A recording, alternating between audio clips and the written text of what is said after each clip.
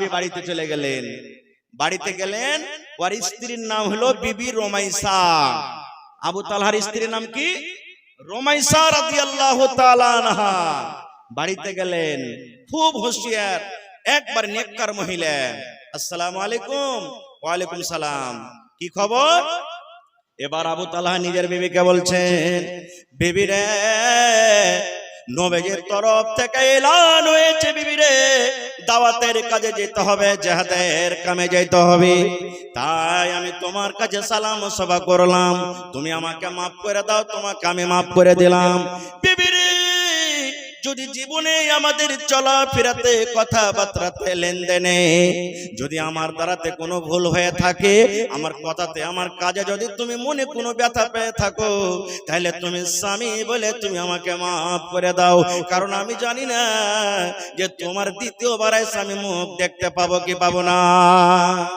তার বাড়িতে একটা বাচ্চা ছিল, আবু তালহার একটা ছেলে ছিল 7-8 বছরকার, তার নাম হলো উমাইর। বিবি কি বলছেন, বিবি কলেজের টুকরা উমাইর কই, বেটা কই আমার? বলছেন যে স্বামী ওইতে ঘরে শুইতে আছে, খুব জ্বর, রোগ বেমারি হালাতে আছে, সর্দি খাসি বোখার, খুব জ্বর। এই যুগেকার আমরা মানুষ হতাম, জিয়া গাছি তাই জালসা, বেটা বোখার পড়ে আছে, জ্বর আছে, হ্যাঁ যেতে হবে না জালসাতে, আল্লাহ বাচ্চা রেখে যাবো কোনোদিন, ছেলে এখন বেমারে পড়ে আছে আর জালসা জালসা করছে, এই কথাই বলবো। এবার বন্ধুরে, হযরত আবু তালহা রাদিয়াল্লাহু তাআলা আনহু ঘরে ঢুকলেন, বেটার এরকম ভাবে মাথাতে হাত দিয়ে, গতরে হাত দিয়ে দোয়া দিয়ে দিলেন, আসবিল বাস রব্বান নাস ইশফি আনতা শাফি লা শিফা ইল্লা শিফাউকা শিফা আল্লাহ ইউগাদিরু সাকামা। এই দোয়া দিলে সালাম কালাম করে আবু তালহা রাদিয়াল্লাহু তাআলা আনহু বিদেশে চলে গেলেন। এবার কতদিন থাকলেন? 5 দিন থাকলেন, 10 দিন থাকলেন, মাস থাকলেন, 15 দিন থাকলেন, কতদিন থাকলেন হাদিসে নাই।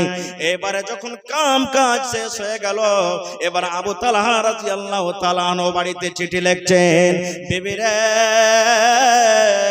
আমি আবু তালহা তোমার স্বামী বলি, কাজ কাম সব শেষ হয়েছে বিবি রে, এখন আমরা বাড়ি থেকে রওনা হব। বিবি রে, আজকে 17 তারিখ, ঠিক 20 তারিখে কিংবা 21 তারিখে বাড়ির ভিতরে ঢুকে যাব। তখন তো মোবাইল ছিল না, না ছিল? মোবাইল ছিল 1400 বছর আগে মোবাইল ছিল। এই তো 10-15 বছর থেকে মোবাইল এসেছে। 20 বছর 15 বছর আগে আপনারাও দিল্লি গেছেন তো চিঠি লিখেছেন, লেখেননি? লিখেছেন না লেখেননি? জি, চিঠি লিখলেন, বিবি অমুক দিন আসছি। নবীর হাদিস আছে, যখন তুমি বিদেশ থেকে আসবে বাড়িতে, তখন তোমার বাড়িতে একটু ফোন করে দাও, তোমার স্ত্রীকে জানিয়ে দাও, খবর দিয়ে দাও কাহারির হাতে যে আমি অমুক দিন বাড়িতে আসছি। কেন কেন খবর দিতে বললেন নবীজি? এই জন্য খবর দিতে বললেন, যদি আমার মায়েরা খালারা হুঁশিয়ার হয়, যদি আমার মায়েরা খালারা বুদ্ধিজীবী হয়, যদি আমার বোনেরা দিনদার নেককার হয়, যখন আপনি ফোন করে বলবেন, বিবি রে, আমি আগামী মাসের 10 তারিখে বাড়ি আসবো রে বিবি, আমি এই মাসের 25 তারিখে বাড়িতে আসবো, বিবি রে, আমি এই মাসের 20 তারিখে বাড়িতে আসবো। যখনই আপনি ফোন লাগিয়ে বিবিকে বললেন, আপনার স্ত্রী যদি নেককার হয়, দিনদার হয়, আপনার স্ত্রীটা বুঝে নেবে কেন আমাকে ফোন করলেন, আপনার জন্য রেডি হয়ে থাকবে, আপনার জন্য হিরোইন হয়ে থাকবে। আপনি যখন 20 তারিখে বাড়িতে ঢুকবেন, ডেট দিয়েছেন, আপনার স্ত্রী ঠোঁটে নখ পালিশ লাগিয়ে থাকবে, একবারে খুব সুন্দর পাউডার মেখে থাকবে, মেকআপ করে থাকবে, সিঁথা করে থাকবে, সেন্টওয়ালা তেল মেখে থাকবে, সুন্দর কাপড় পিন্দে থাকবে, একবারে যেখানে সাফ করার যেগুলো দরকার পরিষ্কার করে থাকবে। আপনার স্ত্রী মনে মনে বলবে, আল্লাহ রে, আমার স্বামী 20 তারিখে 2 মাস পর 1 মাস পর বাড়িতে ঢুকবে, যেন আমাকে দেখে তার মন খানা খুশি হয়ে যায়। 1 মাস গায়ের হাজির থাকলো আমার কাছ থেকে, যেন আমাকে দেখে তার মন খানা যেন একবার আনন্দিত হয়ে যায়। আর যদি ওই জায়গাতে যদি স্ত্রীটা নেককার না হয়, বুঝতে না পারে, আট ভেল্লি 7 ভেল্লি খেপিলেলি হয়, ও ফোন না ফোন কি বুঝবে? আপনি যখন বাড়িতে ঢুকলেন, দেখছে ও লেপছে, সেদিন ও ঘর ঝেড়ে দিচ্ছে, ও নুন্দা বানাইছে, গতরে কালি লেগে আছে, কাপড় খান্ডা যে পিন্ধাতে হচ্ছে পাটের জাগার মতন মতন গুন্ধাইছে। এবার বাড়িতে ঢুকবেন তো কি কইবেন, তার শালা কোন বেটি ছেলেকে বিয়ে করেছিবে, শালা রাস্তাতে দেখতো কত সুন্দর সুন্দর বেটি ছেলেকে দেখলাম, কি চেহারা, আমি আশা করেছি আমার স্ত্রীটা আমার জন্য একবারে হিরোইন হয়ে থাকবে, আর এই খেপি লেলে বাড়িতে ঝট এখান থেকে দেখে মন খারাপ হয়ে গেল। মন খারাপ হবে না? হবে না? আবু তালহা বলছেন বিবি অমুক দিন আমি বাড়িতে আসছি, শর্টে বলছি খারজা হোক, যেই দিন ওয়াদা দিলেন ধরেন আজকে 20 তারিখে বাড়িতে আমি আসবো, ধরেন এখনো দাল কোলাতে আছে, বাড়ি ঢুকেনি, আল্লাহুস সামাদ, ওই কলেজা টুকরা নয়নের তারা আবু তালহার যেটা ছেলে উমায়ের নাম, দুনিয়া থেকে বিদায় হয়ে গেলেন, ছেলেটা দুনিয়া থেকে চলে গেলেন, মারা গেলেন। এখনো স্বামী বাড়িতে ঢুকেনি, রাস্তাতে আছেন, বাড়িতে ঢুকবেন, আর কলেজার টুকরা ছেলেটা মারা গেল। এই ধরেন 1 ঘন্টা 2 ঘন্টা পর আবু তালহা বাড়িতে ঢুকবেন। এবার বিবি রুমাইসা বাড়ির সমস্ত লোককে জমা করে বলছেন, বুবুরে আমার স্বামী বাড়িতে ঢুকছেন 2 ঘন্টা 3 ঘন্টা পর, আর এই যে আমার ছেলেটা মারা গেল, আল্লাহ কি করবে এখন? নবীর হাদিস আছে, তোমার দিলে যদি ব্যথা থাকে আর তোমার স্বামী বাহির থেকে বিদেশ থেকে বাড়িতে ঢুকবে, একটু মুচকি দিয়ে স্বামীর দিকে তুমি হাসি দাও, না হলে তুমি নেককার হইতে পারবে না। আর এদিকে আমার ছেলে মরে পড়ে আছে, আল্লাহ আমি কি করব বাবু, তোমরা কোনো বুদ্ধি দাও। এই ভাবা চিন্তা করে এবার বেবি রমেশা বলছেন, বাবুরে আমার ছেলে মারা গেছে, কোনো দুঃখ নাই, কোনো ব্যথা নাই, আল্লাহ রাব্বুল আলামিন যতদিন আমাদের ভাগ্যে নসিবে লিখেছেন ছেলে দুনিয়াতে থাকলো, এখন আল্লাহর আমানত আল্লাহকে জমা করে দিলাম। এবার বাড়ির লোকগুলোকে ডাক দিয়ে বলছেন, বাবুরে আমার ছেলেটাকে আমি ওই ঘরে সুন্দর করে কাপড় দিয়ে ঢেকে দিলাম, তোমরা খবরদার আমার স্বামীকে জানাইও না, আবু তালহা তোমার কলেজার টুকরা সন্তান দুনিয়াতে আর নাই, এই খবরটা তোমরা দিও না। ঠিক যখন সময় হয়ে যাবে, দরকার যখন হবে, এই মতের কথাটা আমি নিজের স্বামীকে আমি দিব। এই আমার মায়েরা খালারা, দেখেন নবীর হাদিসের প্রতি কিভাবে আমল করছেন বিবি রুমাইসা। ঠিক ছেলেকে ঢেকে দিলেন কাপড় দিয়ে, বাড়ির লোককে নিষেধ করে দিলেন। সন্ধ্যাবেলাতে এবার আবু তালহা বাড়িতে ঢুকলেন, বিবির যা স্বাগত করতে পারলেন করলেন, আহলান সাহলান মারহাবা যা কিছু করতে পারলেন করলেন। এবার স্বামীকে খাবার জন্য সামনে খেতে দিয়েছে, খেতে বসেছেন। এবার আপনি বলেন তো, আপনি দিল্লি পাঞ্জাব থেকে যখন বাড়িতে ঢুকবেন, তো বাড়িতে যদি আপনার ছোট ছোট ছেলে মেয়েরা থাকে, আপনি খবর নেবেন না? লিবেন না? হ্যাঁ রে আব্দুল্লাহ কই, এই আব্দুল্লাহর মা ফাতেমা কই, বলবেন না? এবার আবু তালহা বলছেন, বিবি রে বাড়ির সকল লোককে দেখতে পাচ্ছি, কিন্তু আমার কলেজার টুকরা উমাইরকে দেখতে পাই না। কই বিবি উমাইর কই, কোথায় গেছে আমার উমাইর কই? আমি তো তাকে বাড়িতে রেখে গেছিলাম, বেমারি হালাতে অসুখ হালাতে রেখে গেছিলাম, এখন আমার ছেলেটা কেমন আছে বিবি রে? কই আমার ছেলে কলেজার টুকরা আমার কই? এ আমার মায়েরা খালারা, এবার দেখেন হযরত রুমাইসা কি খবর দিচ্ছেন, বিবি রুমাইসা কি উত্তর দিচ্ছেন, স্বামী গো আপনার কলেজার টুকরা উমাইর ঘুমিয়ে গেছে, এমন ভাবে ঘুমালছে আর কিন্তু জাগবে না। এখন আপনি খাবার খেলেন, আরাম করতে লাগেন, বিছানায় ঘুমিয়ে যান, আপনার ছেলে উমাইর ঘুমিয়ে গেছে, সে কিন্তু আর জাগবে না। এই কথা বললেন না যে আপনার বেটা মারা গেছে, কি বলছেন? ঘুমিয়ে গেছে, আর কিন্তু সে জাগবে না। যখন কথাটা বলা, আবু তালহা মনে মনে এটাই ভাবলেন যে ছেলেটা বুঝেন শুইতা আছে, নিন পাড়ছে, উঠবে তখন কথা বলবো, তো থাক এখন শুইতা আছে, তো কি জাগাবো? শেষ কথা, খাবার দাবার খেয়ে স্বামী স্ত্রী একই বিছানে ঘুমিয়ে গেলেন। হাদিস বুখারী শরীফের কোনো গল্প কিস্সা কাহিনী নয়, স্বামী স্ত্রী ঘুমিয়ে গেলেন। ঘুমিয়ে যাওয়ার পর আবু তালহা রাদিয়াল্লাহু তাআলা আনহু বললেন, আমি নিজের স্ত্রীর সাথে আমি সহবাস করলাম, মিলন করলাম, স্বামী স্ত্রীর যেটা হক আমরা দুইজনে পূর্ণ করলাম। এই রাত কাটতে কাটতে সুবহানাল্লাহ, ফজরের টাইমে মুয়াজ্জিন সাহেব যখন আসসালাতু খায়রুম মিনান নাওম, যখন ফজরের আজান দিয়েছেন, ওই টাইমে ওই সময়তে বিবি রুমাইসার চোখ দিয়ে ঝরঝর করে পানি ঝরতে শুরু হয়েছে। এবার আবু তালহা বলছেন, বিবি রে কি ব্যাপার বুঝতে পারলাম না রে বেবে, কি ব্যাপার বুঝতে পারলাম না। এতক্ষণ তুমি কত আমার সাথে হাসি খেয়ে হাসিতে সময়টা কাটালে, কত তোমার মুখে আমি হাসি দেখলাম, ভিতরে কত খুশি দেখলাম, আর এখন হঠাৎ করে তোমার চোখে পানি দেখছি, ব্যাপারটা কি? এইবারে বেবে রমেশা বলছেন, স্বামী গো, একটা কথা লুকিয়ে রেখেছি, একটা কথা আমি লুকিয়ে রেখেছি। যেই কথা আপনাকে আমি জানাইনি, লুকিয়ে রেখেছি আমার দিলের মধ্যে, অন্তরের মধ্যে আছে। ওই কথাটা আপনাকে বলতে চাই, ওই কথাটা কি আপনি শুনবেন? এবার আবু তালহা বলছেন, হ্যাঁ বিবি শুনবো, কথাটা কি বলো।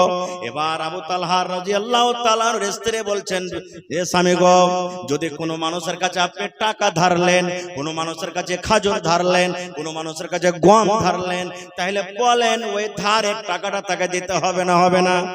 হবে। ধারের টাকা দিতে হবে, গম ধারলেন দিতে হবে, জও ধারলেন দিতে হবে। তো দেখেন কেমন ভাবে বুঝাইছে, স্বামী গো, যদি কোনো মানুষের কাছ থেকে আপনি গম ধার নিয়েছেন, কোনো মানুষের কাছ থেকে আপনি টাকা ধার নিয়েছেন, আর ওই টাকাওয়ালাটা যখন চাইবে তার টাকা ফেরত দিতে হবে, কি হবে না? কথাটা শোনার পর আবু তালহা বলছে, তুমি কি বলতে চাইছো? এটা তো সবাই বলবে যে হ্যাঁ, ধারের টাকা দিতে হবে, তাকে ফেরত করতে হবে। এবার বেবি রমেশা বললেন, স্বামী গো, এই মাত্র আল্লাহ রাব্বুল আলামিন একখানা সন্তান আপনাকে আমাকে দান করেছিলেন। যেদিন আপনি বিদেশে চলে যাবেন, সেই দিন যে সন্তানকে আপনি বেমারি হালাতে রেখে গেছিলেন গো স্বামী জান, ঠিক আপনার বাড়িতে ঢুকারে ঘন্টা আগে আপনার ওই কলেজার টুকরা আর দুনিয়াতে নাই, ওই কলেজার টুকরা আপনার দুনিয়া থেকে চলে গেছে। ওই ছেলে আর দুনিয়াতে নাই, দুনিয়া থেকে চলে গেছেন। এখানে মেলায় কথা আমরা বুঝতে পারলাম, আছে হাদিসে লুকিয়ে, কিন্তু আমি যে উদ্দেশ্যে আপনাদেরকে হাদিসটা শোনালাম, হে আমার মায়েরা খালারা, এরকম রমেশার মতো নেককার দিনদার হইতে হবে। বুকে মুসিবতের পাহাড়, দুঃখের পাহাড়, তবে স্বামী যখন বাড়িতে ঢুকবে মুচকি মেরে তাকে একটু হাসি দিতে হবে। দেখেন ওই জায়গাতে যদি বিবি রমেশা যদি হা মাও করে কান্দন করতেন, স্বামীকে যদি মতের খবরটা দিয়ে দিতেন, তাহলে যেই খুশি, যে আনন্দিত বিবির কাছে রাত কাটালেন যেভাবে, আবু তালহা কাটাতে পারতেন? কাটাতে পারতেন? কাটাতে পারতেন না। এক নম্বর হয়ে গেল।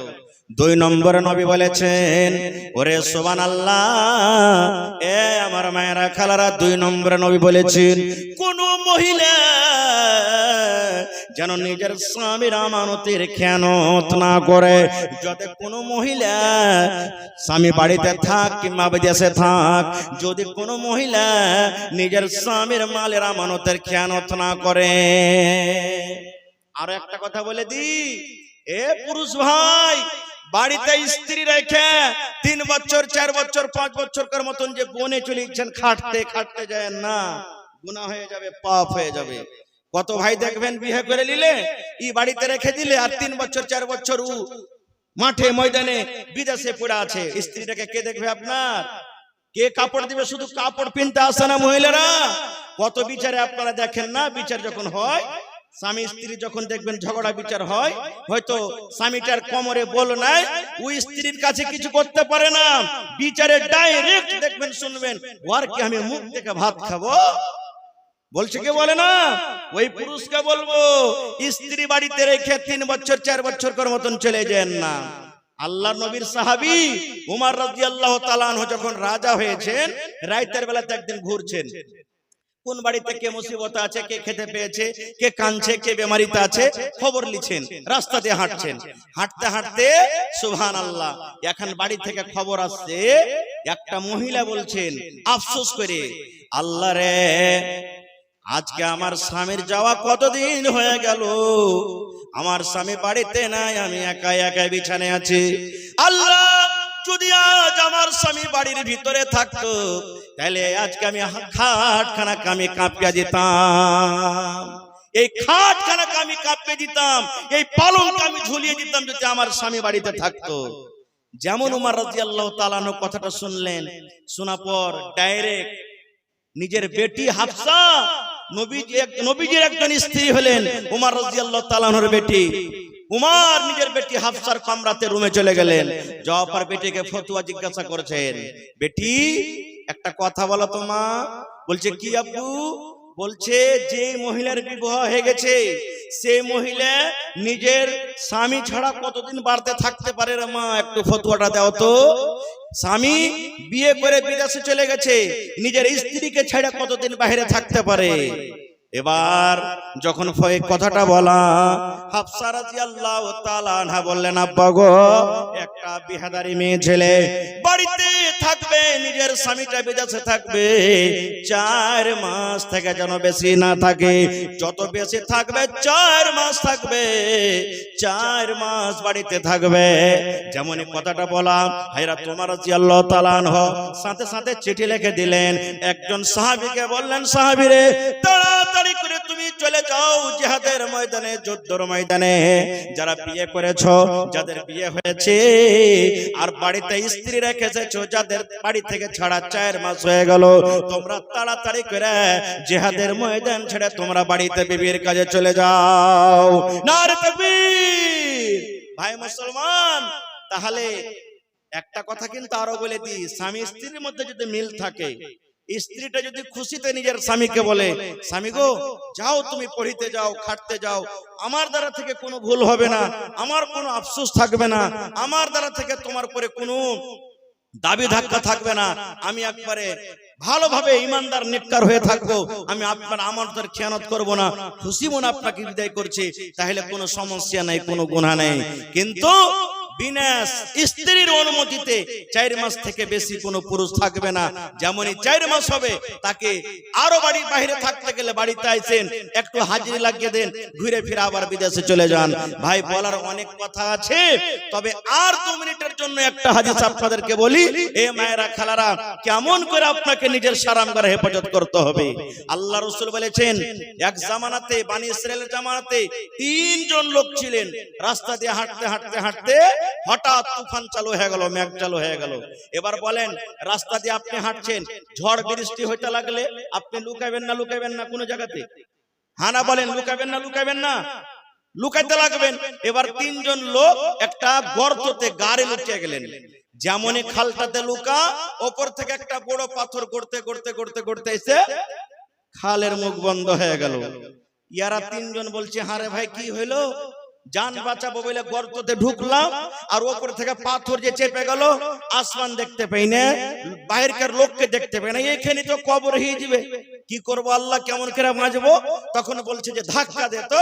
3 জনে পাথরটাকে যদি ধাক্কা দিচ্ছে, ধাক্কা দিতে পারে না। এবার বলছেন না, এরকম করে হবে না।